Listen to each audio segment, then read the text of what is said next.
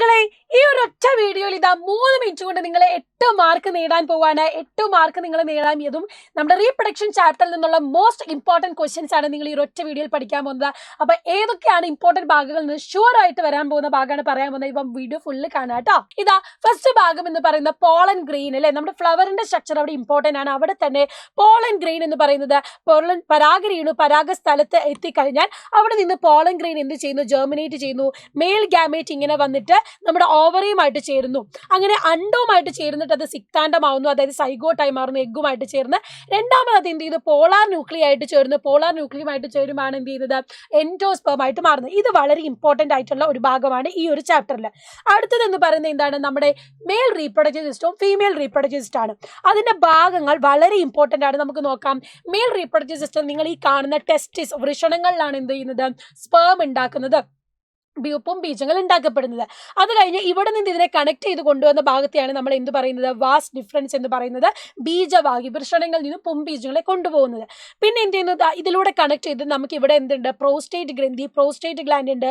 Prostate ഗ്രന്ഥിയിൽ എന്ത് ചെയ്യുന്നു, ഈ പറയുന്ന പുംബീജങ്ങളെ കൊണ്ടുപോകാൻ വേണ്ടിയിട്ടുള്ള ഒരു ഫ്ലൂയിഡ് സെമനെ ഉണ്ടാക്കുന്നത് നമ്മുടെ ഈ പറയുന്ന പ്രോസ്റ്റേറ്റ് ഗ്രന്ഥിയാണ്. മൂവ്മെന്റ് ഓഫ് ഗമേറ്റ്സിന് വേണ്ടിയിട്ടുള്ള ന്യൂട്രീഷൻ ഒക്കെ പ്രൊവൈഡ് ചെയ്യുന്നത് പ്രോസ്റ്റേറ്റ് ഗ്ലാൻഡ് ആണ്. ഇനി പീനിസിലൂടെ, ലിംഗത്തിലൂടെയാണ് എന്ത് ചെയ്യുന്നത്, യൂറിൻ പോകുന്ന അതേ ഓപ്പണിങ്ങിലൂടെയാണ് പീനിസ് എന്ന് പറയുന്നത്. അതിലൂടെ എന്ത് ചെയ്യുന്നു, ഈ പറയുന്ന സെമനോട് കൂടിയിട്ടുള്ള പുംബീജങ്ങളെ പുറത്തേക്ക് ഇജക്ട് ചെയ്ത് കളയുന്നു. അപ്പൊ രണ്ട് ഭാഗങ്ങൾ എന്ത് ചെയ്യണം, എല്ലാം ഇമ്പോർട്ടന്റ് ആണ്, ലേബൽ ചെയ്യാൻ ചോദിക്കാവുന്നതാണ്. ഇനി നമുക്ക് ഫീമെയിൽ റീപ്രൊഡക്റ്റീവ് സിസ്റ്റം നോക്കിയാലോ.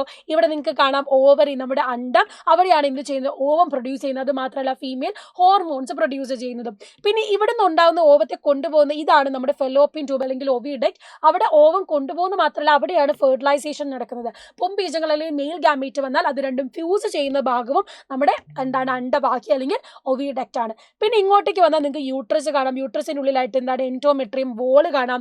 അതായത് കുട്ടി വളരുന്ന സമയത്ത് നല്ല പൊതിഞ്ഞ് സംരക്ഷിക്കുന്ന വോളാണ് നമ്മുടെ എൻഡോമെട്രിയം എന്ന് പറയുന്നത്. അപ്പൊ ഈ ഗർഭാശയം യൂട്രസിലാണ് എന്ത് ചെയ്യുന്നത്, ഭ്രൂണം കുഞ്ഞ് വളരുന്നത്.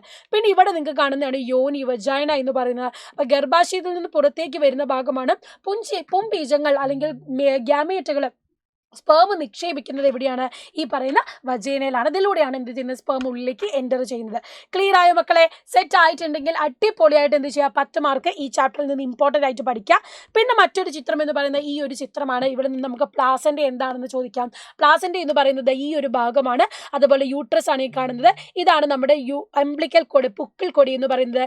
ഈ ഒരു ഭാഗമാണ് നമ്മുടെ അമ്നിയോൺ. അവിടെ പ്രൊഡ്യൂസ് ചെയ്യുന്ന അമ്നിയോട്ടിക് ഫ്ലൂയിഡ് ഡീഹൈഡ്രേഷനിൽ നിന്ന് സംരക്ഷിക്കുന്നു. പ്ലാസൻ്റെയാണ് കുഞ്ഞിന് വേണ്ടിയിട്ടുള്ള ന്യൂട്രീഷനും എന്താണ് ഓക്സിജൻ ഒക്കെ കൊടുക്കുന്നത്. അംബ്ലിക്കൽ കോഡ് വഴിയാണ് ഇത് കണക്ട് ചെയ്യുന്നത്. അതുപോലെ തന്നെ എക്സ്ക്രീറ്ററി മെറ്റീരിയൽസ് പ്രൊവൈഡ് കൊടുക്കുന്നതും ഈ ഒരു രീതിയിലാണ്. അപ്പോൾ ഇത് അടിപൊളിയായിട്ട് പഠിച്ചാൽ നിങ്ങൾ എന്താണ്, സെറ്റായിട്ട് എക്സാമിന് പ്രിപ്പയർ ചെയ്യുക. All the very best.